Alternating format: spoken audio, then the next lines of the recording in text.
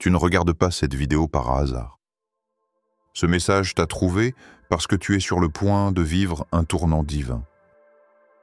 Il y a des saisons où tout devient silencieux. Tu pries, tu cries, mais le ciel reste muet.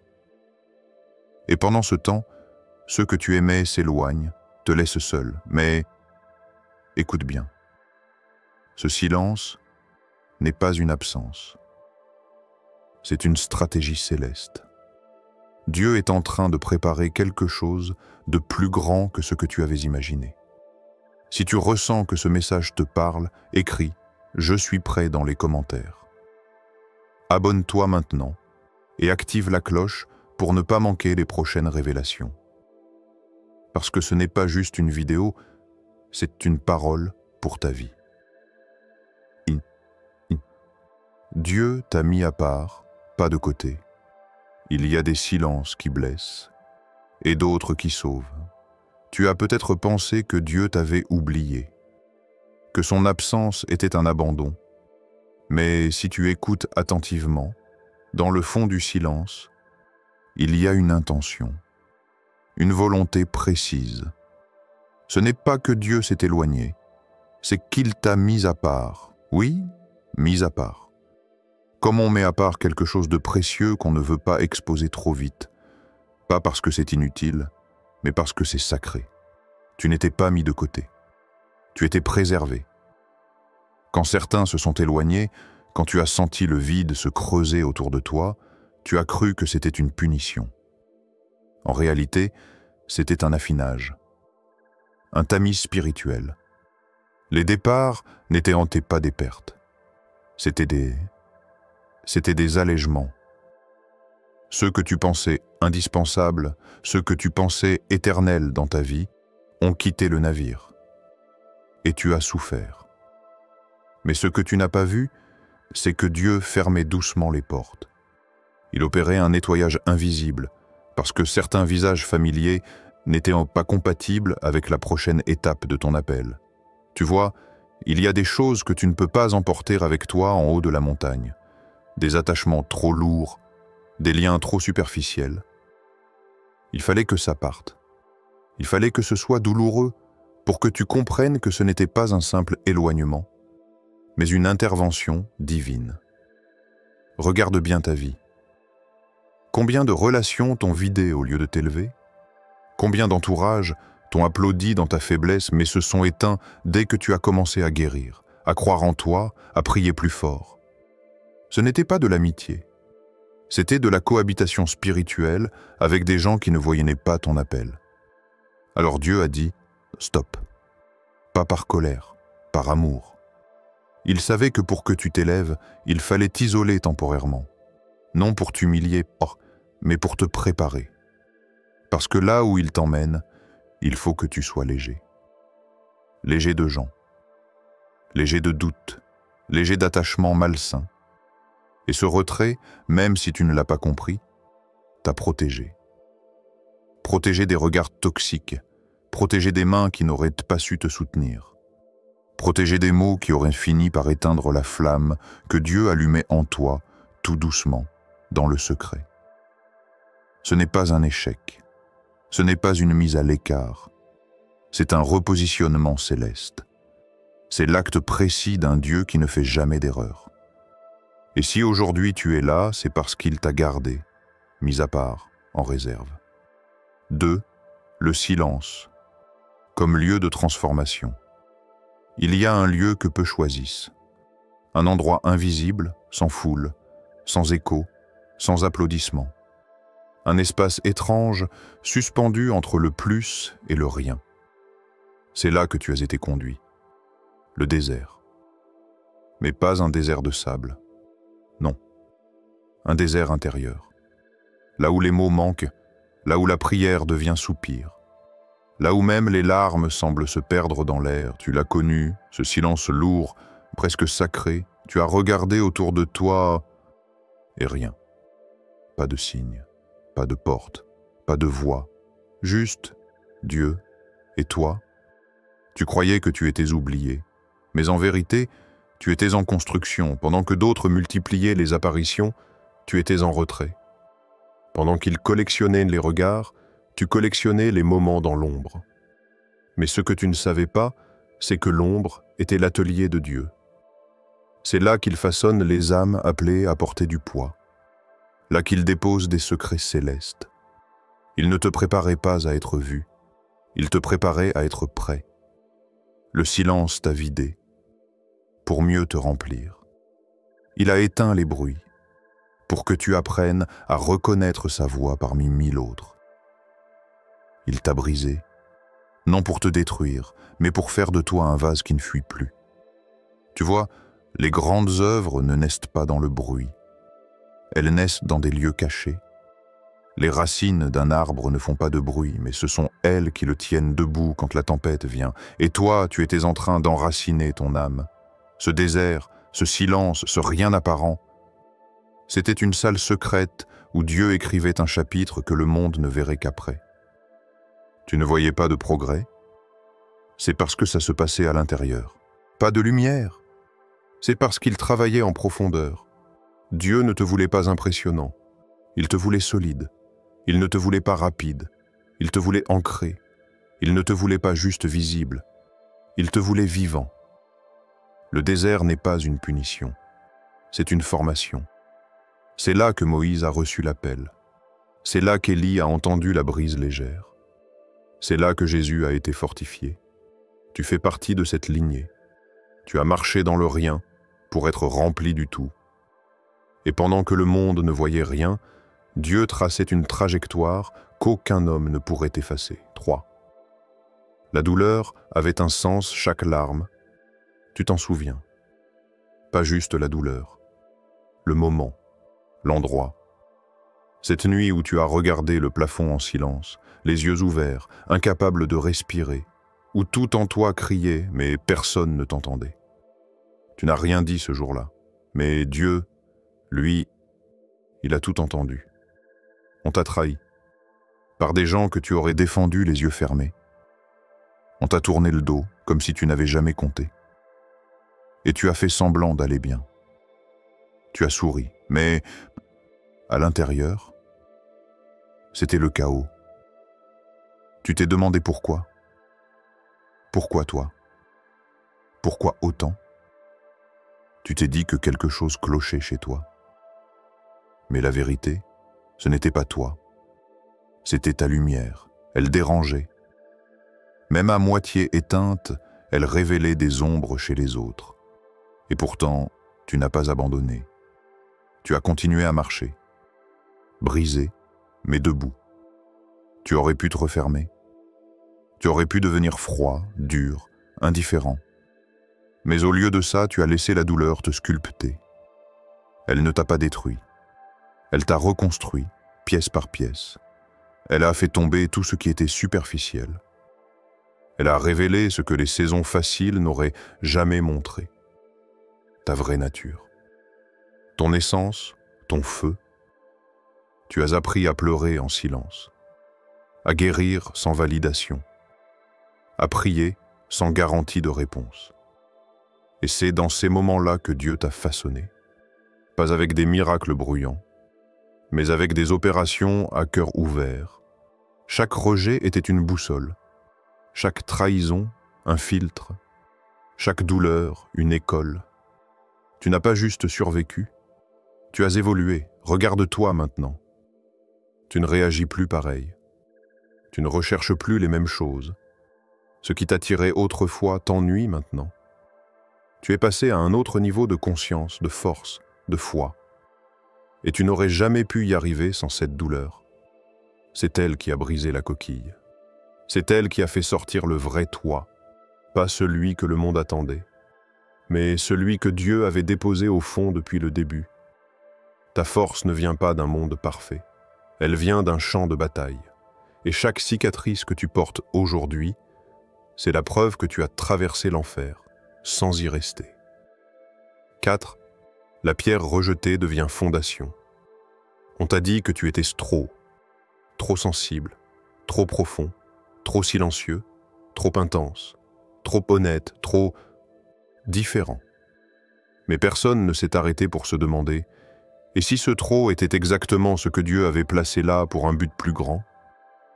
On t'a regardé avec les yeux du monde. Et le monde, lui, rejette ce qu'il ne comprend pas. Alors il t'a jugé, écarté, mis dans des cases trop petites pour ton âme, parce que ta voix ne ressemblait pas aux leurs, parce que ton appel ne se pliait pas aux normes, parce que ton feu ne rentrait pas dans leurs lampes. Mais pendant qu'il s'éloignait, Dieu s'approchait. Pendant qu'il te rejetait, il t'établissait. Tu étais la pierre de côté, celle qu'on laisse là, qu'on contourne, qu'on n'imagine jamais essentielle. Mais dans les plans de Dieu, c'est toujours la pierre rejetée qui devient la pierre angulaire. Pas décorative, fondamentale. Car Dieu ne bâtit pas avec les apparences. Il bâtit avec le cœur. Et le tien a été formé dans les silences, trempé dans les trahisons, poli dans la solitude. Ce que les autres voyaient comme une erreur de fabrication, Dieu le voyait comme un ajustement parfait. Tu n'es pas là pour décorer l'histoire des autres. Tu es là pour soutenir l'édifice, pas en haut d'une tour, à la base. Là où personne ne regarde, mais où tout repose. Et ce que Dieu construit avec toi ne sera pas léger. Ce sera profond, stable, prophétique. Parce que les fondations divines ne sont pas spectaculaires. Elles sont éternelles. Tu ne fais pas semblant. Tu ne copies personne. Tu n'entres pas dans les moules. Et c'est exactement ça qui fait de toi une pierre choisie. Une matière que Dieu modèle à main nue, avec des angles précis que le monde n'aurait jamais acceptés. Ce n'est pas une revanche. Ce n'est pas une démonstration. C'est une œuvre d'architecture céleste. Ils t'ont vu comme une erreur d'alignement. Dieu t'utilise comme point de repère. Tu n'étais pas trop. Tu étais exactement ce qu'il fallait pour ce que Dieu prépare. Et maintenant, la structure s'élève. Et la première pierre, c'est toi. 5. Une bénédiction qui sera visible tout ce temps. Tu croyais que rien ne bougeait. Tu priais dans l'ombre. Tu semais dans la poussière. Tu pleurais dans des coins que personne ne fréquentait. Mais ce que tu ignorais, c'est que le ciel ne laisse rien passer. Chaque geste discret, chaque renoncement silencieux, chaque décision prise en faveur de l'intégrité plutôt que de la facilité, tout a été noté. Pas par les hommes, par Dieu. Et maintenant, ce qui s'est construit dans le secret est sur le point d'apparaître au grand jour. Mais attention, ce n'est pas une revanche, ce n'est pas une réponse au rejet, ce n'est pas une démonstration de force, c'est une consécration. Quand Dieu t'élève, ce n'est jamais pour faire du bruit, c'est pour faire du sens.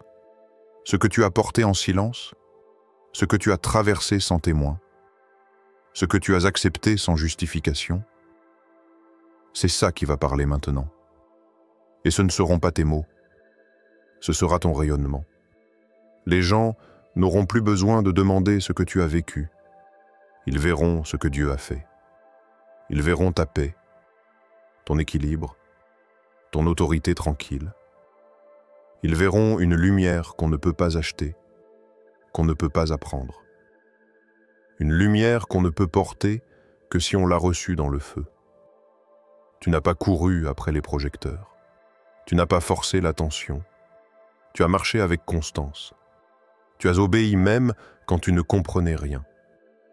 Et c'est cette obéissance invisible qui aujourd'hui va crier plus fort que toutes les accusations, les doutes, les moqueries. Ce n'est pas l'heure du spectacle. C'est l'heure de la manifestation. Les portes vont s'ouvrir et tu n'auras pas besoin de te justifier. Les regards vont se tourner vers toi, mais tu n'auras rien à prouver. Parce que la grâce sur toi parlera toute seule. Ce qui est sur le point d'arriver ne sera pas spectaculaire pour faire plaisir au monde. Ce sera sacré pour glorifier Dieu. Et ceux qui avaient oublié ton nom verront ton appel s'accomplir sans bruit, sans combat, sans vengeance. Parce que quand Dieu décide de te révéler, aucune opposition ne peut t'effacer. 6. Dieu prépare une table devant ceux qui t'ont oublié, imagine. Un grand silence dans la pièce. Pas un silence vide, un silence plein, chargé, solennel. Une lumière douce perce à travers une fenêtre haute, et au centre, une table.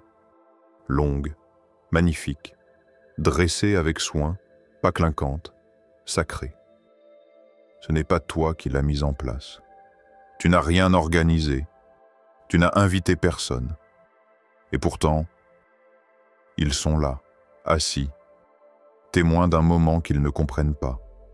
Ceux qui ont douté, ceux qui ont ri, ceux qui t'ont ignoré, volontairement ou avec mépris.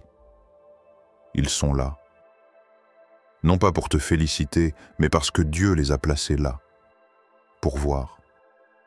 Mais ils ne verront pas ta revanche, pas ton arrogance, pas ton triomphe crié. Ils verront ta paix. Ils verront un regard stable, un cœur tranquille, une lumière dans tes yeux que personne ne t'a donnée et que personne ne pourra t'enlever. Ils verront que tu n'as pas eu besoin de riposter, que tu n'as pas gagné par stratégie, que tu n'as pas avancé par manipulation, mais par grâce. Ils verront quelqu'un qui a pleuré sans bruit, qui a guéri sans se plaindre, et qui maintenant rayonne sans expliquer. Ce n'est pas une table pour les flatter, c'est une table pour te nourrir, pour t'équiper, pour te restaurer. Et c'est Dieu lui-même qui t'y installe. Pas en cachette, pas en coulisses, en pleine lumière, pas pour les humilier, mais pour que sa justice soit vue. Ils verront que ce qu'ils ont appelé silence était en fait une préparation, que ce qu'ils ont interprété comme faiblesse était en réalité une force cachée, et que ce qu'ils ont pris pour ta fin était juste ton entrée. Ce n'est pas une mise en scène, c'est une orchestration divine, et ce jour-là, tu ne lèveras pas la voix. Tu ne pointeras pas du doigt, tu ne diras même pas « tu vois », tu regarderas vers le ciel, et tu diras simplement « merci », parce que tu sauras que cette table n'est pas une réponse à ton passé. C'est une déclaration sur ton futur, ce n'est pas une reprise, c'est ton appel. Tu n'es pas en train de revenir. Il n'y a rien à reprendre, parce que tu n'avais rien perdu. Tu étais en retrait, oui, mais pas effacé. Tu étais en construction. Ce que tu vis maintenant, ce n'est pas un retour. C'est une révélation. Pas de toi, de ce que Dieu a semé en toi depuis le début. Il y avait un feu enfoui, un appel ancien, quelque chose que les années n'ont pas pu éteindre, que les trahisons n'ont pas pu voler, que même tes propres doutes n'ont pas pu étouffer.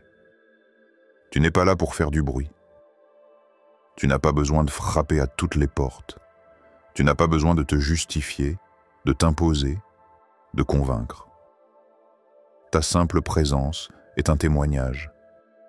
Ton calme est une réponse. Ton chemin, une démonstration. Tu n'es pas en mission pour prouver quelque chose aux autres. Tu n'as plus besoin d'être validé par ceux qui ne te voyaient pas. Parce que maintenant, tu te vois. Et surtout, tu entends. Tu entends la voix de celui qui t'a formé dans le secret. Tu entends sa paix qui coule en toi. Tu entends son souffle qui te guide, pas à pas. Ce n'est pas le début d'une revanche. C'est la suite d'un plan. Ce n'est pas une montée en force. C'est une marche en profondeur. Et ceux qui t'avaient oublié, ils vont te revoir. Mais ce ne sera pas toi qu'ils verront en premier. Ce sera Dieu en toi. Ils reconnaîtront une lumière qui ne vient pas de la célébrité. Un regard qu'aucune ambition ne peut fabriquer. Une paix qui ne vient ni du confort, ni du succès, mais de l'appel. Tu n'as pas été restauré pour briller, tu as été restauré pour accomplir, pour transmettre, pour toucher, pour relever. Tu es le fruit d'un feu que tu n'as pas choisi, mais que tu as traversé. Et ce feu ne t'a pas consumé. Il t'a révélé. Alors non, tu ne reviens pas. Tu avances. Et cette fois, tu ne portes pas un masque. Tu portes une mission. Si ce message t'a parlé, ce n'est pas un hasard. Tu es en train d'entrer dans une nouvelle saison. Et rien ne sera comme avant. Écris « Je suis prêt » en commentaire. Abonne-toi si tu veux d'autres paroles qui réveillent ton esprit. Et surtout, reste fidèle. Dieu n'a pas fini avec toi.